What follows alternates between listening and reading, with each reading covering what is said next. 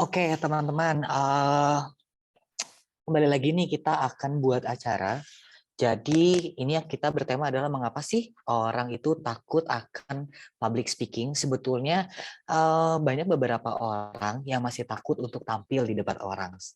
Sebetulnya kalau misalnya kita ngerasa bahwa kita bisa nih bisa berbicara dengan banyak orang, itu banyak banget manfaatnya. Maka dari sekarang itu nggak boleh lagi nih takut akan public speaking. Mungkin sebelumnya kita akan perkenalan dulu nih dengan beberapa moderator dan juga narasumber yang sudah kita hadirkan. Mungkin perkenalan diri dari saya dulu. Saya Krisna, bertindak sebagai MC di sini. Mungkin di sebelah kanan saya ada Mas Fatah. Mungkin boleh perkenalan nih, Mas Fatah di sebelah kanan ini sebagai apa? Saya terima kasih Mas Krisna atas pembukaannya. Perkenalkan, nama saya Fatah, jadi moderator Anda. Lalu dilanjut kepada Ibu Mbak Nur. Selamat malam, saya Nur Komalasari, saya selaku narasumber. Kemudian dilanjut dengan Mas Iqbal. Selamat malam, nama saya Iqbal. Saya selaku audiensnya. Dilanjut sama Mas Bahar. Baik, selamat malam.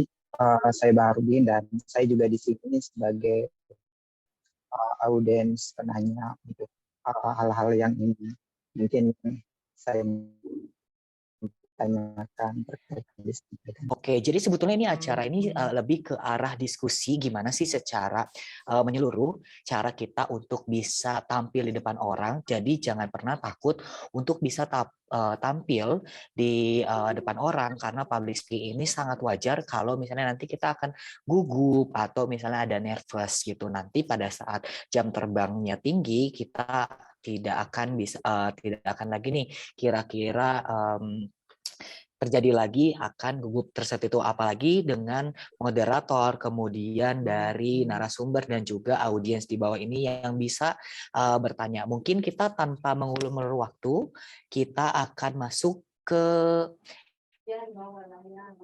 diskusi kita nih terkait dengan persiapannya sebetulnya apa aja sih yang harus dipersiapkan dalam public speaking. Mungkin kita akan mulai dari narasumber dan juga dari tim moderator. Waktu dan tempat saya persilakan untuk Mbak Nur Komalasari dan juga Mas Fatah Indra Pratama.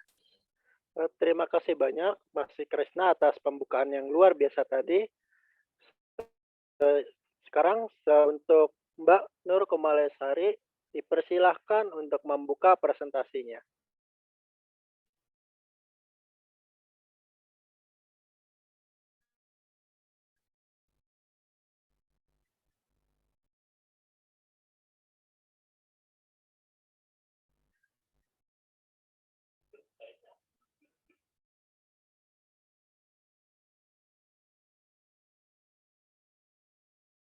Oke, sepertinya teman-teman semua udah bisa melihat presentasinya ya di layar ya.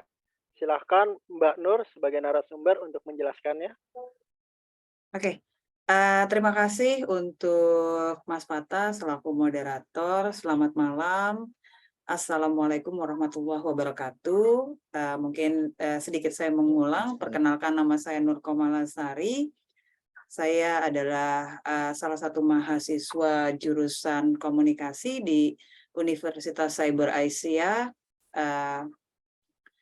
Hari ini saya akan mempresentasikan sebagai wakil dari kelompok 10 ya untuk materi kuliah public speaking ya dengan judul mengapa takut saat public speaking itu wajar dan cara mengatasinya. Oke. Untuk hal simpel seperti ini, mungkin kalau saya bisa kaitkan ada salah satu tokoh yang menurut saya menarik ya, seorang Dale Carnegie. Jadi Dale Carnegie ini adalah salah satu penulis dan dia juga dosen di Amerika. Nah, si Dale Carnegie ini dia adalah kalau ngomongin pekerjaannya ya, dia pengembang kursus untuk perusahaan-perusahaan yang secara notabene itu mengajarkan kepada karyawan-karyawan di perusahaan tersebut untuk berani berbicara di depan umum. Jadi kalau bisa dibilang ini adalah salah satu keahlian dari Dale Carnegie ini. Nah, Dale Carnegie ini mempunyai satu quote. Jadi mungkin kalau saya translate ke bahasa Indonesia, beliau berkata, hanya pembicara yang siap itu yang pantas untuk percaya diri. Jadi kalau mau ngomongin public speaking, salah satu kunci buat kepercayaan diri itu cuma simple kok, persiapan. Nah, untuk itu Oke. kita akan bahas bagaimana cara menjadi public speaker yang percaya diri. Oke. Nah, sesuai dengan apa yang dikatakan oleh seorang Dale Carnegie bahwa persiapan itu adalah salah satu faktor untuk seseorang itu menjadi lebih percaya diri sebagai seorang public speaker. Maka ketika kita melakukan preparation, ada dua hal yang harus diingat. Jadi ada persiapan yang terlihat ataupun persiapan yang tidak terlihat. Untuk persiapan yang tidak terlihat, mungkin kita bisa kategorikan dalam 3 hal. Yang pertama itu adalah memorizing. Memorizing di sini adalah bagaimana cara kita mengingat apa yang kita mau sampaikan bukan secara keseluruhan. Justru hanya poin-poin penting saja yang kita mau sampaikan. Kenapa kita hanya mengingat poin-poin penting? Agar saat kita melakukan presentasi sebagai seorang public speaker, kita itu tidak melakukan presentasi yang textbook atau apa yang ada di slide kita atau apa yang ada di materi kita bacakan kepada audiens kita. Makanya perlu banget untuk melakukan memorizing di sini. Jadi mengingat poin-poin penting, kemudian kita rangkum. Nah, ini poin pertama dalam kita melakukan preparation. Setelah kita melakukan memorizing, apalagi yang harus kita lakukan? Yang harus kita lakukan adalah discussing. Kenapa kita harus melakukan discussing? Karena penting banget ketika kita mau menjadi seorang public speaker yang handal adalah orang lain harus mengerti apa yang kita sampaikan. Untuk itu perlu yang namanya feedback atau masukan-masukan dari orang lain untuk memperbaiki apa yang kita mau sampaikan supaya terdengar lebih mudah dan dapat diterima oleh audiens kita. Itu poin yang kedua. Setelah kita melakukan memorizing, setelah kita melakukan discussing, hal yang harus kita lakukan adalah exercising. Tidak ada seorang expert yang lahir langsung dalam sekali mencoba. Bahkan kalau kita bisa lihat seorang penemu-penemu gitu ya, baik penemu bohlam gitu ya, Thomas Alva Edison gitu ya, ketika dia menemukan sesuatu, dia itu nggak langsung, itu harus berulang kali dicoba. Begitupun sebagai seorang public speaker. Ya, public speaker ini harus melakukan yang namanya exercising. Supaya apa? Untuk menjadi seorang expert, kita harus mengulang sesuatunya lebih dari sekali. Oke, jadi ini maksudnya mungkin Mbak Nur mungkin ini lebih ke jam terbang berarti ya? Kurang lebih seperti itu untuk yang Oke. exercising. Iya.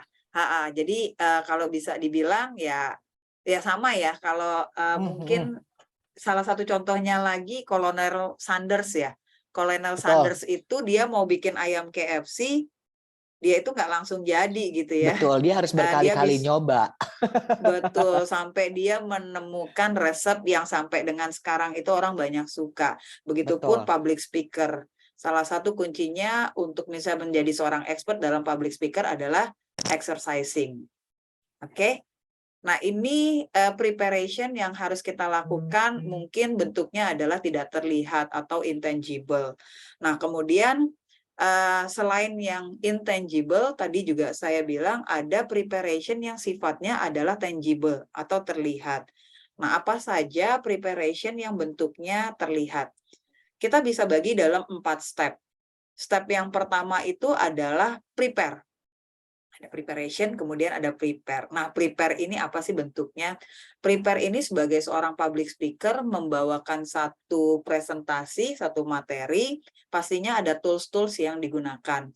Contoh saat kita mau melakukan pemberian materi ini ya, kita butuh nih yang namanya laptop untuk menampilkan materinya, kita butuh Zoom yang proper. Apakah nanti Zoom-nya itu bisa membantu kita, apakah nanti kendala sinyal dan segala macam. Nah, kita harus siapkan dulu supaya apa? Saat menyampaikan materi, ya itu akan mengurangi apa ya, kalau bisa dibilang distorsi ataupun gangguan-gangguan. Kenapa? Karena ketika di tengah jalan terjadi gangguan, biasanya seorang public speaker tuh akan keganggu tuh. Wah, kenapa ya bisa kayak begini? Nah, itu akan menimbulkan gugup. Nah, kalau ini sudah di-prepare di awal, maka itu akan mengurangi resiko-risiko seperti tadi. Jadi, hal-hal yang perlu diperhatikan adalah tools yang mendukung, baik itu saat kita presentasi online ataupun saat presentasi offline. Seperti halnya misalnya screen-nya, terus kemudian juga wireless pointernya, itu juga kita harus perhatikan. Bahkan untuk sound kita juga itu harus kita perhatikan. Oke, ini step yang pertama untuk yang tangible. Untuk yang keduanya adalah visualize. Nah, visualize ini apa? Kita harus memvisualisasikan tempat ataupun presentasi yang mau kita lakukan. Nah, sebagai seorang public speaker atau pengisi materi, penting banget kalau kita itu harus mengenali tempat kita melakukan presentasi. Ya, kalau di Zoom gitu ya, kita harus tahu siapa sih audiens kita. Kayak hari ini ya, saya berpresentasi di depan teman-teman saya gitu ya. Otomatis kalau misalnya saya ngomong dengan bahasa yang formal banget, ya kalau saya nggak tahu siapa audiens saya akan tebak aja, saya harus bawain dengan bahasa yang formal. Nah, mungkin nanti audiensnya juga akan ngantuk dan segala macam. Ketika audiensnya ngantuk dan tidak ada apa namanya timbal balik ke sayanya, bisa jadi itu akan jadi nervous. Oh, salah apa nih saya? Atau saat offline gitu ya, saat offline itu akan lebih terlihat lagi gitu ya. Ada audiens yang mungkin ngantuk-ngantuk kayak gitu ya. Saya nggak tahu nih, oh ternyata kok tempat trainingnya tidak sesuai nih setting duduknya nih. Saya maunya saya itu bisa mobile, jadi round table, ternyata di settingnya seperti classroom. Nah, itu juga akan mengurangi kepercayaan diri saya sebagai seorang public speaker. Jadi makanya penting banget kita itu hadir lebih dahulu dibandingkan peserta trainingnya, supaya apa? Kita bisa memvisualisasikan bagaimana nantinya saat saya membawakan training. Itu yang dimaksud dengan visualize. Kemudian kalau yang ketiga ini adalah step yang nervousness. Kenapa sih nervous ini ataupun gugup ini jadi sebuah step? Kenapa ya? Walaupun dia adalah public speaker handal, ya bisa jadi loh public speaker ini itu ada rasa gugup di dalamnya. Karena apa? Gugup itu wajar. Tapi sebagai seorang public speaker yang handal, ya gugupnya dia itu nggak kelihatan. Dia bisa menutupi bagaimana gugupnya dia itu tidak tampil di depan umum. Nah, itu nanti yang akan kita bahas bagaimana sih cara menghandle supaya gugup itu tidak terlihat. Dan di step yang terakhir, ya ini penting juga. Ya, ini penting juga. Kenapa di step terakhir ini ada yang namanya objektif. Ya, kita harus mengenali ya, kita harus tahu ya tujuan dari kita membawakan training itu apa. Dan bukan hanya kita yang tahu, tapi audiensnya pun harus tahu. Kalau training kali ini ataupun kalau presentasi kali ini tujuannya tuh ke arah mana. Jadi dari sisi public speaker-nya tahu, kemudian dari sisi audiensnya tuh tahu juga apa yang jadi objektifnya. Kalau public speaker sudah mempersiapkan preparation yang terlihat dan tidak terlihat ini dengan baik, maka ya bisa jadi gugup-gugup yang terjadi ataupun distorsi-distorsi yang terjadi saat kita melakukan presentasi itu akan hilang. Jadi penting banget ketika melakukan sebuah presentasi ya, itu preparation yang baik itu ada di belakangnya. Mungkin kalau saya sempat baca gitu ya, untuk melakukan 3 jam presentasi dibutuhkan waktu 3 hari untuk melakukan preparation supaya presentasi yang baik itu tercipta. Oke. Nah, Oke. ya, jadi ini salah satu bentuk untuk meningkatkan kepercayaan diri dalam melakukan presentasi. Setelah kita melakukan persiapan ataupun preparation sebagai seorang public speaker, perlu juga tahu apa sih hal-hal yang harus diperhatikan saat menjadi seorang public speaker. Dalam menjadi seorang public speaker, ya. Mungkin kalau kita bisa simpulkan sebagai anatomi tubuh manusia ya, kalau kita urutkan dari yang paling atas ya berarti ada kepala gitu ya di di bagian tubuh kita yang paling atas. Nah, kalau saya gambarkan apa yang jadi, kita mulai dengan kepala. Kepala ini adalah tampungan ide-ide yang mau kita sampaikan saat kita melakukan presentasi. Nah, kenapa harus ditampung gitu ya? Karena sebagai seorang public speaker itu penting dalam menyampaikan presentasi itu harus punya cara yang menarik. Jadi gimana ya kalau kita presentasi biar lebih menarik? Apakah saya bacakan saja? Mungkin ya teman-teman yang ada di sini gitu ya pernah mendapati bagaimana seseorang itu berpresentasi. Kalau dia presentasinya itu membaca gitu ya, apakah teman-teman sebagai audiens itu akan enak melihatnya atau mendengarnya gitu ya. Terus ada juga orang yang berpresentasi itu menggunakan storytelling atau cerita-cerita. Gimana sih rasanya ketika berpresentasi itu menggunakan cerita, mendengarnya seperti apa sih? Atau menggunakan analogi ya atau perumpamaan-perumpamaan. Nah, itu tuh adalah kumpulan-kumpulan ide yang akan kita simpan di kepala supaya ketika kita berpresentasi, itu kita menyampaikan hal-hal menarik. Oke, kemudian setelah kita kumpulkan ide di kepala, kita butuh nih saat presentasi melakukan opening. Ya, opening ini nih ada 2 tujuan kalau kita bisa bilang. Tujuan pertama itu kita bisa bilang sebagai salam pembuka karena sebuah presentasi itu wajib dibuka dengan salam ya. Tidak ada presentasi itu yang langsung to the point. Yang kedua juga bisa jadi sebagai chit-chat ringan untuk menghilangkan kegugupan dari public speaker-nya. Ya. Mungkin kalau kita bisa kasih contoh ya. Mungkin kalau kita analogikan lah ya, kalau saya mau minta tolong mungkin di sini sama Mas Fatah ya. Saya minta tolong gitu karena Mas Fatah ini teman baik saya kebetulan ya. Saya lagi butuh banget buat bisnis saya gini ya. Saya mau ngembangin bisnis saya lagi butuh tambahan modal gitu ya. Nah, Mas Fatah ini adalah salah satu teman bisnis saya yang kebetulan banget ini udah deket gitu loh. Walaupun sedekat apapun saya sama Mas Fatah, ketika saya mau minta tolong sama Mas Fatah, saya nggak bisa tuh langsung bilang, Mas Fatah, saya punya ide mau ngembangin bisnis gitu ya. Saya butuh modal dong kalau Mas Fatah jadi teman saya gitu ya. Kalau Mas Fatah jadi rekan bisnis saya, apakah Mas Fatah mau kasih pinjem modal buat saya, Mas Fatah? Ya, belum tentu sih. Makanya mungkin kita bisa yang namanya melakukan chit-chat ringan dulu ya. Basa-basi mungkin ya. Ngobrol.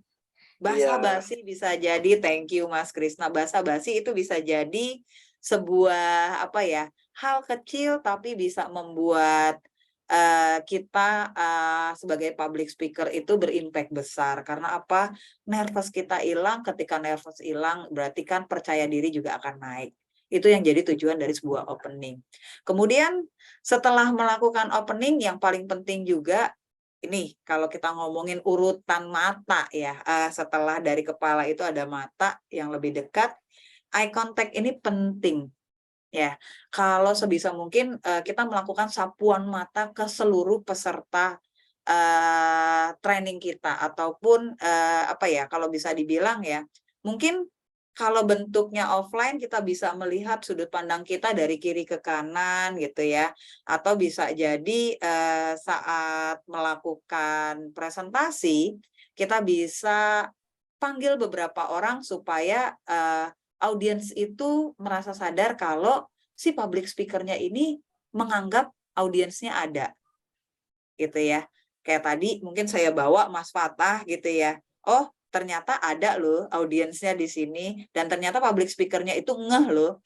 Karena kalau misalnya mungkin nih ya, kayak di sini ada Mas Iqbal, saya nggak tegur nih Mas Iqbalnya. Dari pertama saya presentasi sampai dengan terakhir, bisa jadi nih ya, Mas Iqbalnya, maaf nih ya, tertidur gitu ya. Tidur.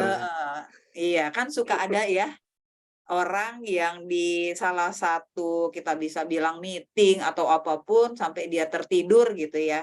Karena apa? Bisa jadi ya si peserta trainingnya ini tidak dilibatkan. Nah, cara melibatkan paling mudah adalah dengan melakukan eye contact ke semua peserta training kita. Mungkin kalau dalam posisi Zoom gitu ya, ini yang agak sulit adalah eye contact juga ya, saya melihat gitu ke semua peserta training. Tapi apakah peserta trainingnya itu ataupun peserta dari diskusnya itu merasa diperhatikan atau tidak. Nah, kalau untuk online training mungkin kita bisa sebut namanya supaya kita juga bisa bilang, oh ternyata saya diperhatikan.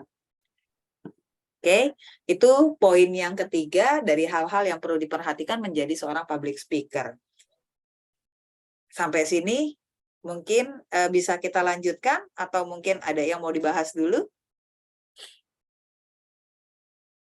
Mungkin untuk yang ingin bertanya silahkan, atau bisa Oke. dilanjutkan.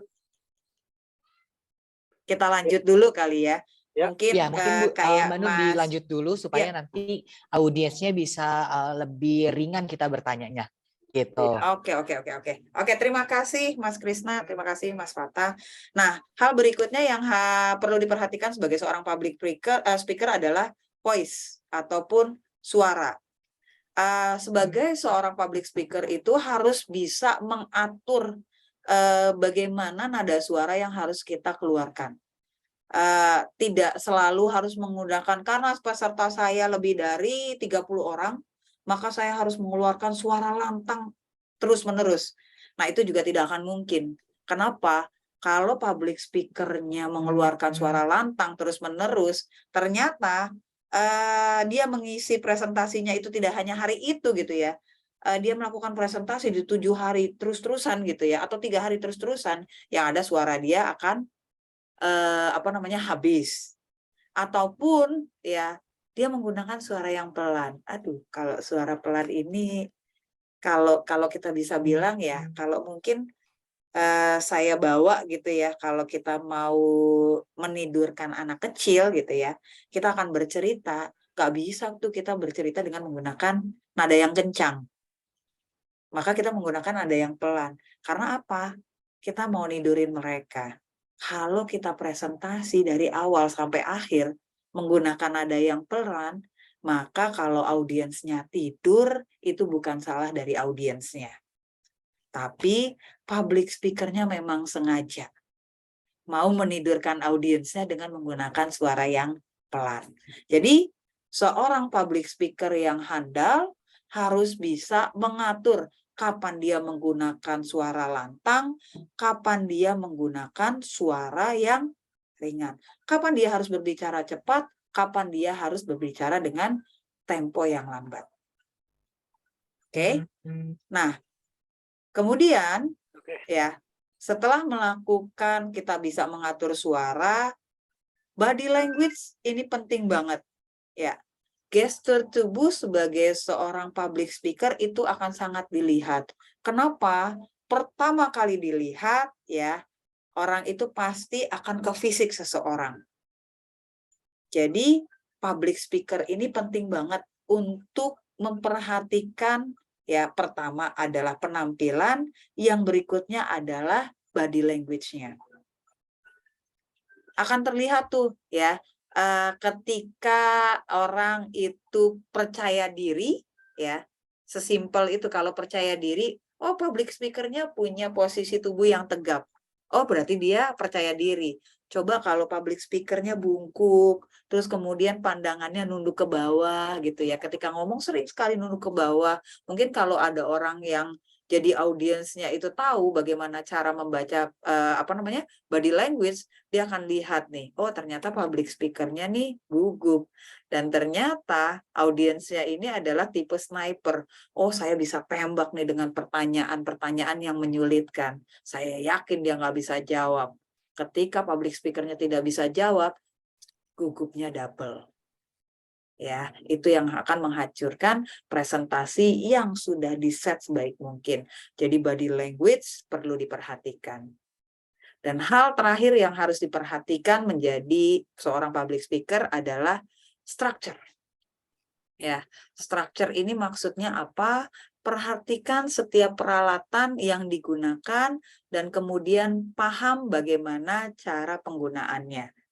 Mungkin tadi di yang sebelumnya kita sudah singgung tuh.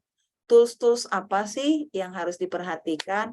Apakah tools ini dibawa oleh kita sendiri? Mungkin kalau dibawa oleh kita sendiri, kita paham bagaimana cara penggunaannya. Bagaimana kalau tools yang digunakan itu disediakan oleh penyelenggaranya? Maka sebagai seorang public speaker itu wajib dulu tuh ngetes. Oke, apakah proyektornya ini setnya sudah sesuai? Apakah ketika saya menggunakan wireless pointer, ya, untuk majunya seperti apa sih? Balik lagi ke slide berikutnya seperti apa sih? Kalau saya mau blank gitu ya, saya mau menggunakan apa sih? Nah, itu saya harus perhatikan hal-hal seperti itu. Supaya apa? Tidak terjadi, ketidaksesuaian gitu ya. Saya mau maju, oh ternyata ini back tuh. Saya mau blankin, oh ternyata kok malah jadinya next gitu. Nah, itu yang harus diperhatikan. Jadi, 6 hal ini yang harus diperhatikan ketika public speaker memperhatikan 6 hal ini, ya, maka secara otomatis apa yang sudah dia planning atau apa yang sudah dia preparation itu akan berjalan dengan baik. Nah, ini hal-hal yang harus diperhatikan. Nah, apalagi berikutnya teman-teman sebagai seorang public speaker menjalankan presentasi itu bisa jadi ada hal-hal menarik ya yang akan terjadi saat kita melakukan presentasi.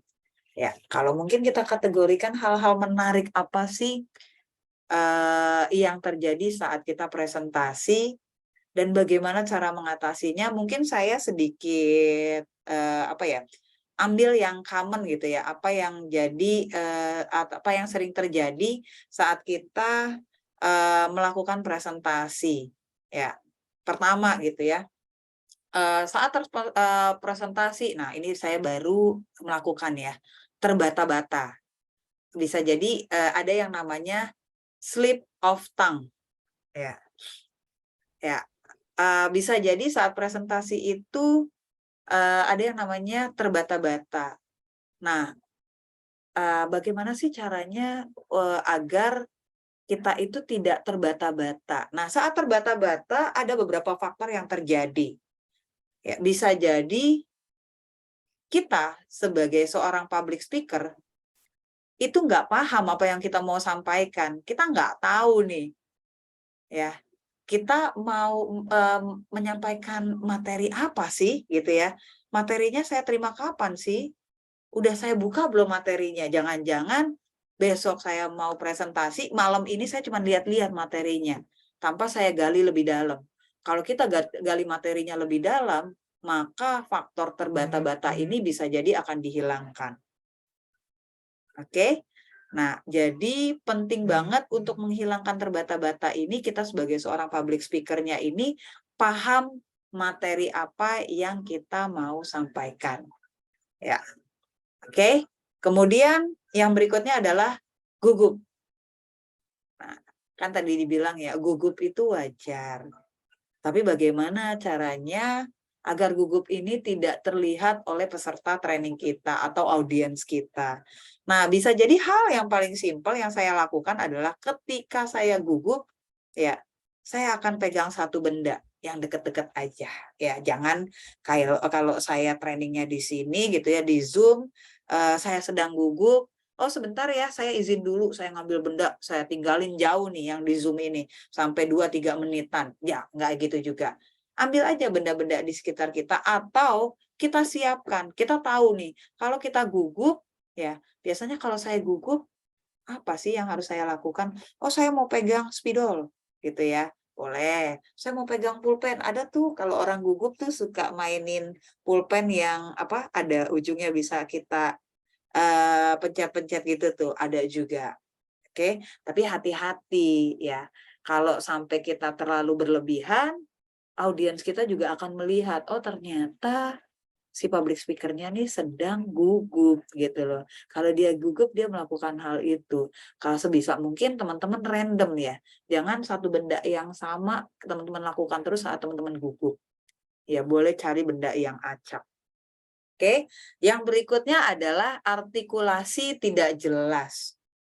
Bahaya sekali ketika sebagai seorang public speaker punya artikulasi yang tidak jelas. Ya, apa yang harus kita lakukan untuk bisa mempunyai artikulasi yang jelas? Mungkin kalau simple ya, kita pertama kali belajar bahasa. Ya, apa sih pelajaran pertama kita? Mengenal huruf vokal.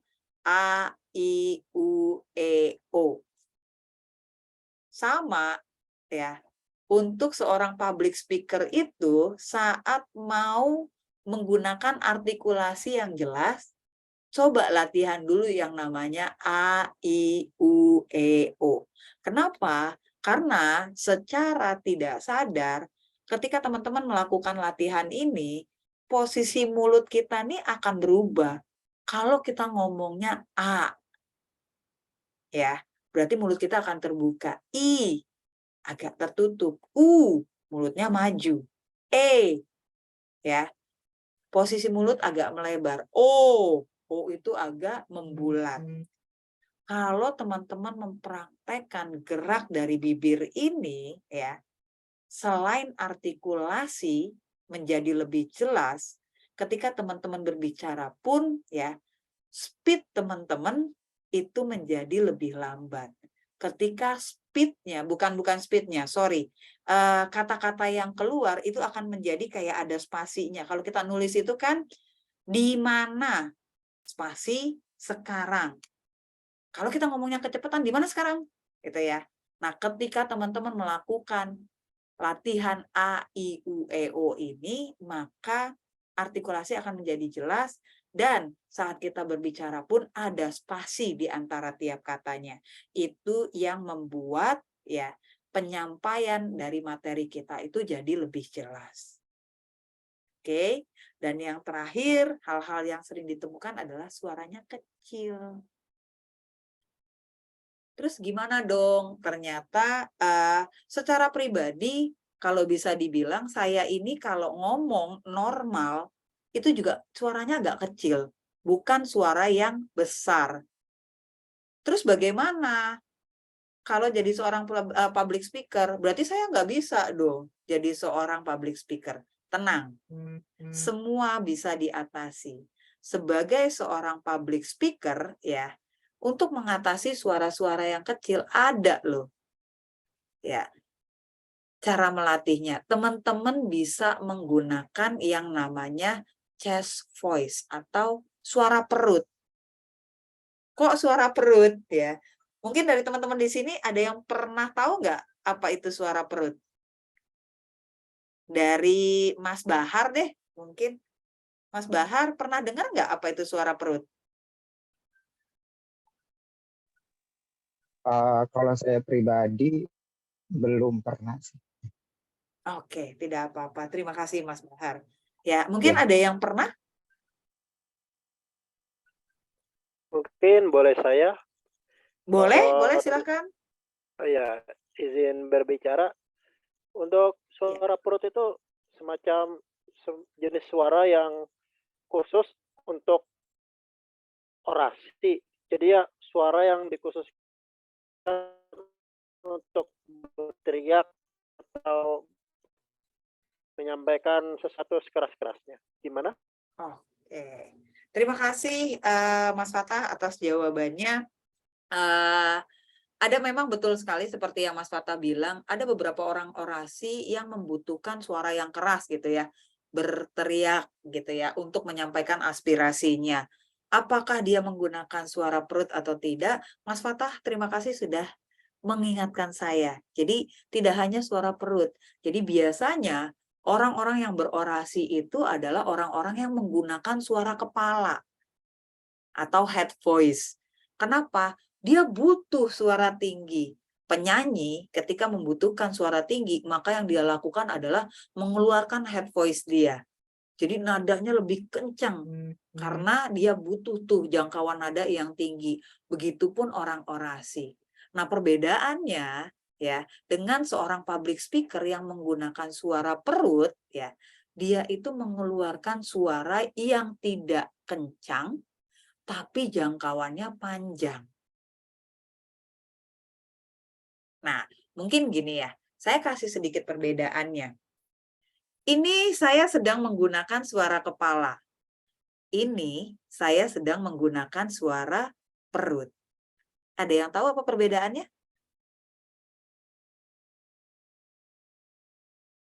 Ini saya sedang menggunakan suara kepala. Ini saya sedang menggunakan suara perut. Mungkin untuk suara perutnya terkesan lebih ada powernya gitu dan berdengung dibandingkan suara kepala. Oke, betul sekali Mas Fatah. Terima kasih telah membantu saya. Sebagai seorang public speaker, tadi saya sudah bilang ya, kalau terus-terusan pakai suara lantang, maka yang terjadi adalah kalau public speaker tuh berbeda dengan contohnya mungkin orasi tadi ya. Orasi bisa jadi sehari itu atau orasi juga bukan dia terus gitu, dia akan gantian. Tapi beda sama public speaker. Public speaker itu bisa mengisi satu materi dalam waktu 8 jam.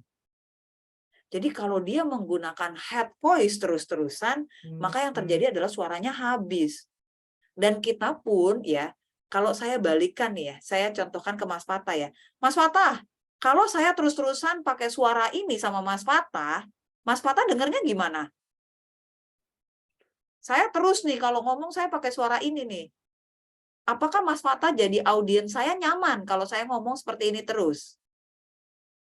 Saya kurang nyaman soalnya kesannya kayak sedang marah-marah. Betul sekali. Kalau orang orasi itu menyampaikan aspirasi ya Mas Fatah ya. Jadi Iya, butuh ya, betul. terkesan kalau dia itu sedang bersemangat gitu ya, menyampaikan sesuatu gitu ya. Tapi Iya. orang melakukan presentasi itu berbeda. Ya, kita butuh orang lain paham dengan apa yang kita sampaikan. Makanya sebagai seorang public speaker itu perlu banyak menggunakan suara perut. Terus bagaimana cara melakukan suara perut? Nah, ini mungkin yang akan saya spill ke teman-teman ya. Simple teman-teman. Ketika berlatih menggunakan suara perut, yang harus dilakukan adalah ketika berbicara, teman-teman menahan perut teman-teman. Bukan nafas, tapi perut. Oke? Ya. Di awal, mungkin nafas kita akan pendek saat melakukan suara dada ini atau suara perut ini. Tapi balik lagi, seorang public speaker kuncinya adalah exercising. Kalau teman-teman mengulang terus-menerus, maka yang terjadi adalah teman-teman terbiasa menggunakan suara perut dengan nafas yang panjang. Yang terjadi ya, sebagai seorang public speaker, apapun jenis suaranya, maka dia akan terlihat karismatik ketika menggunakan suara perut ini. Sampai sini, teman-teman? Oke? Kita bisa lanjut ke yang berikutnya. Oke, Oke, oke. bisa dilanjut saja. Oke, ya. Saya mau masuk ke yang terakhir. Ini hal yang mungkin bisa dibilang penting dalam melakukan komunikasi, ya, khususnya sebagai seorang public speaker. Saya mengutip salah satu kalau bisa dibilang itu adalah teori, ya, teori dari Albert Mehrabian. Jadi Albert Mehrabian ini pencipta teori 3V, ya, verbal, vokal, visual. Ya, kenapa teori ini sangat digunakan dan sangat banyak dipakai oleh orang-orang saat kita mau melakukan interaksi, ya, ataupun berkomunikasi, maka ada pesan yang mau kita sampaikan. Pesan yang kita sampaikan itu kita harapkan itu diterima 100% oleh penerima pesannya.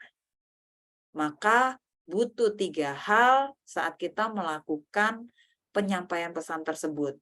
Sama seperti seorang public speaker, ya, ketika mereka berdiri di depan, maka ada pesan yang mau disampaikan kepada audiensnya. Ya, untuk public speaker pun itu harus ingat banget teori 3V ini. V yang pertama itu adalah verbal atau kata-kata. Ketika kita menyampaikan pesan menggunakan kata-kata, maka hal yang kita sampaikan itu baru 7% nyampe ke pendengarnya atau ke audiensnya. Jadi kalau saat kita melakukan presentasi, kita ngomongnya flat aja pakai kata-kata. Oke teman-teman, di sini ada Profesor Albert Mehrabian, guru besar emeritus psikologi dari Universitas of California, Los Angeles. Mehrabian menyoroti pentingnya hubungan antar pesan verbal dan nonverbal, jadi dia membuat teori 3V. Kalau saya ngomongnya seperti ini, itu pesannya baru 7% nyampenya.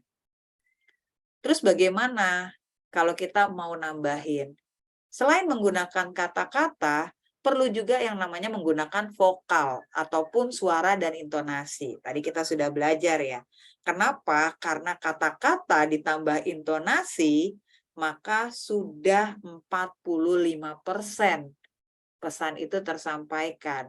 Jadi, mungkin kalau saya ambil contoh, mendengarkan radio. Seorang penyiar radio ini menggunakan 2 hal ini nih, kata-kata dan intonasi suara. Maka pesan yang tersampaikan 45% kepada pendengarnya. Karena apa?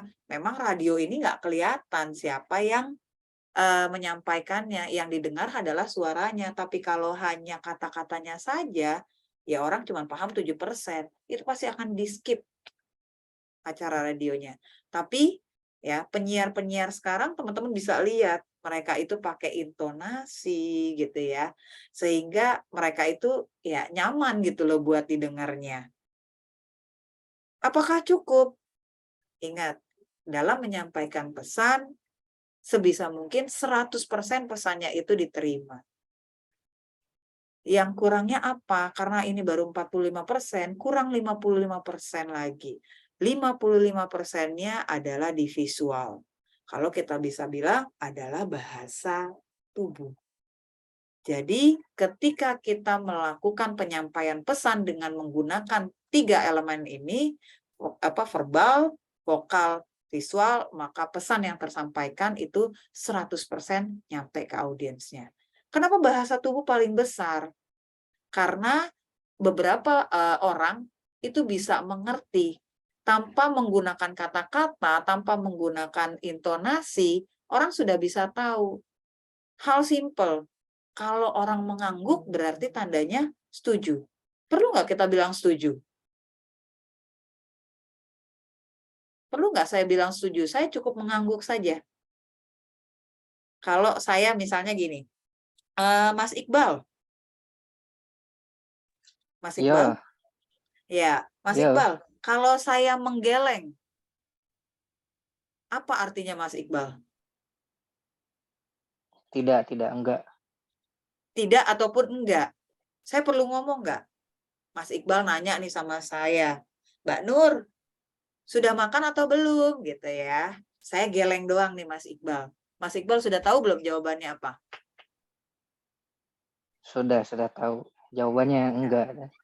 Enggak, belum makan. Nah, itu kekuatan bahasa tubuh. Tanpa kita mengeluarkan kata-kata ataupun intonasi suara, orang sudah paham. Tapi kita adalah seorang public speaker yang nggak mungkin dalam waktu 3 jam kita hanya menggunakan bahasa tubuh. Itu namanya pantomim. Ya, makanya sebagai seorang public speaker, 3 hal ini wajib kita gabungkan. Ada kata-kata, suara, dan intonasi, kemudian ada bahasa tubuh. Kalau teman-teman menggabungkan semua hal ini, maka teman-teman bisa menjadi seorang public speaker yang penuh percaya diri. Ini akhir dari presentasi saya. Ya, terima kasih atas waktunya. Ya, sudah mendengarkan saya berbincang selama beberapa waktu ini. Mungkin saya akan kembalikan lagi ke moderatornya Mas Fatah. Silahkan. Ya, terima kasih kepada Mbak Nur atas presentasi yang luar biasa. Sekarang memasuki sesi tanya jawab.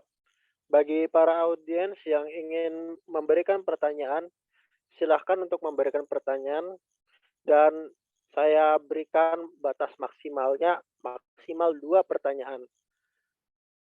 Bagi yang ingin bertanya, silahkan. Siapa? Boleh saya? Silahkan Mas Bahar.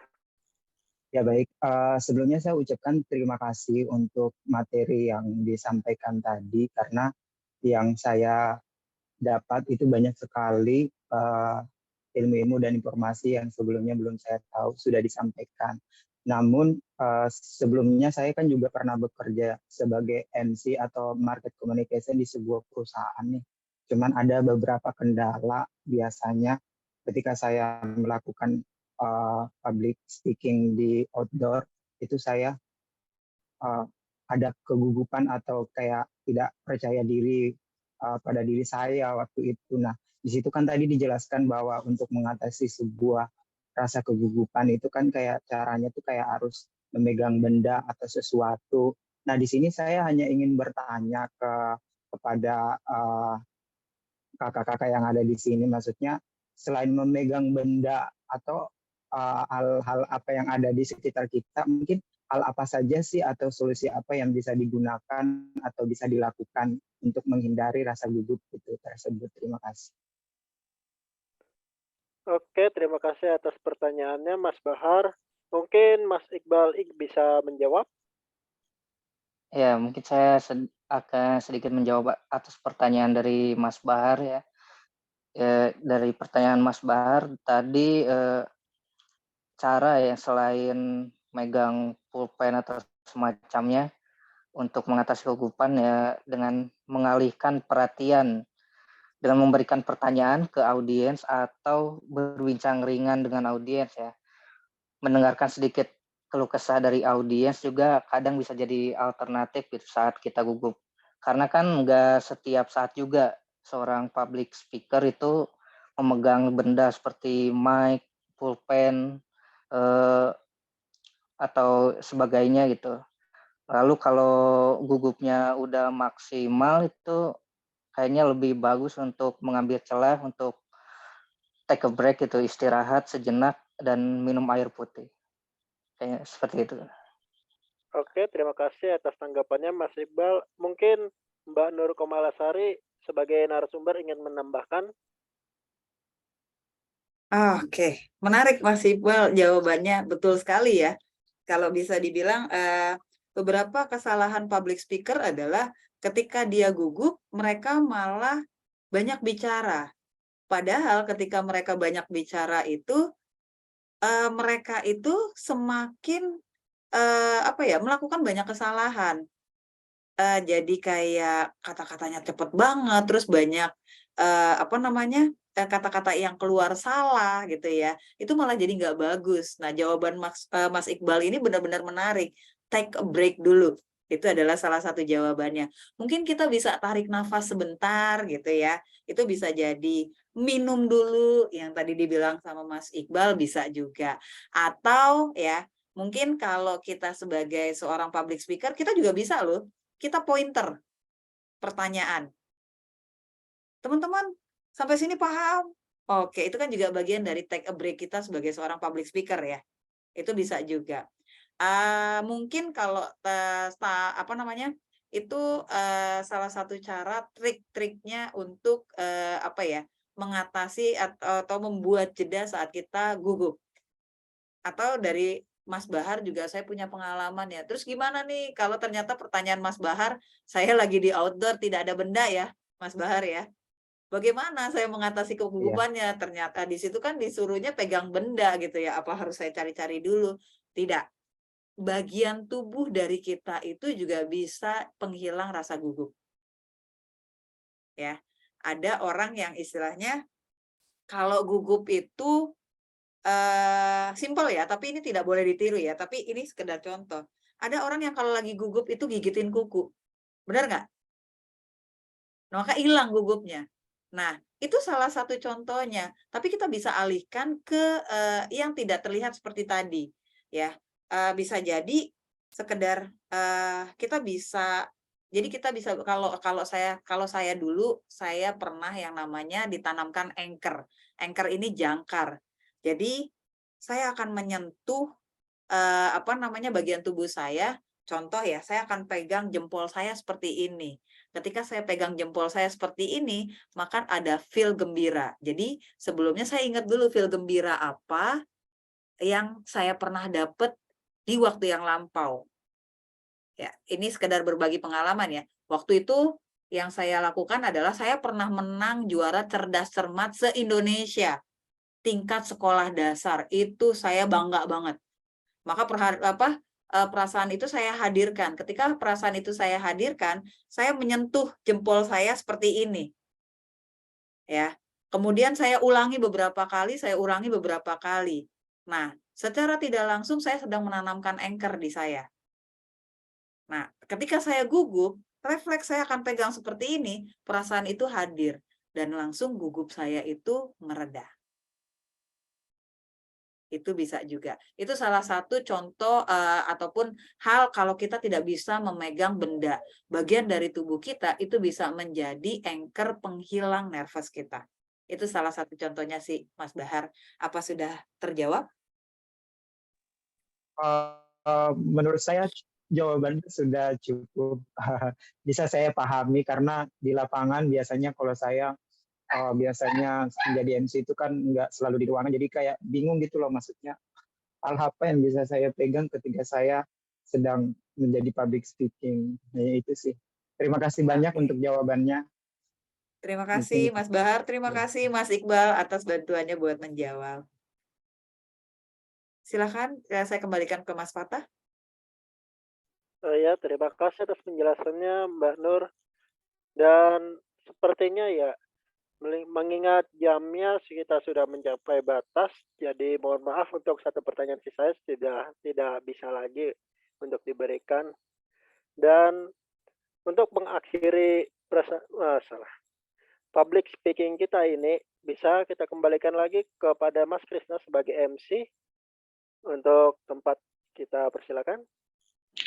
Oke, jadi banyak banget kita pelajaran terkait dengan wajar nggak sih sebetulnya kalau misalnya di public speaking ini kita masih gugup, mengingat banyak banget nih dari public speaker yang pada saat tampil di depan narasumber atau misalnya moderator atau misalnya dengan peserta-peserta public speaker yang lainnya itu jadi lebih gugup gitu ya karena audiens yang banyak itu banyak banget. Dari sini kita banyak belajar nih terkait tentang jam terbang, kemudian juga terkait dengan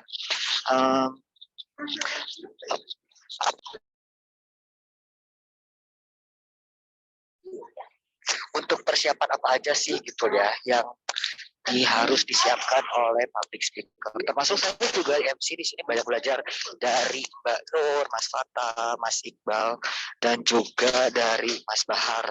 Mungkin dari acara kali ini kita kita usahakan karena saya berterima kasih banyak dengan Mbak Nur, Mas Fata, Mas Iqbal, dan juga Mas Bahar terkait dengan diskusi hari ini. Mungkin kita akan bertemu lagi di lain kesempatan. Untuk para peserta, terima kasih banyak. Sampai jumpa teman-teman di public, mengapa takut untuk public speaker. Terima kasih. Oke, terima kasih.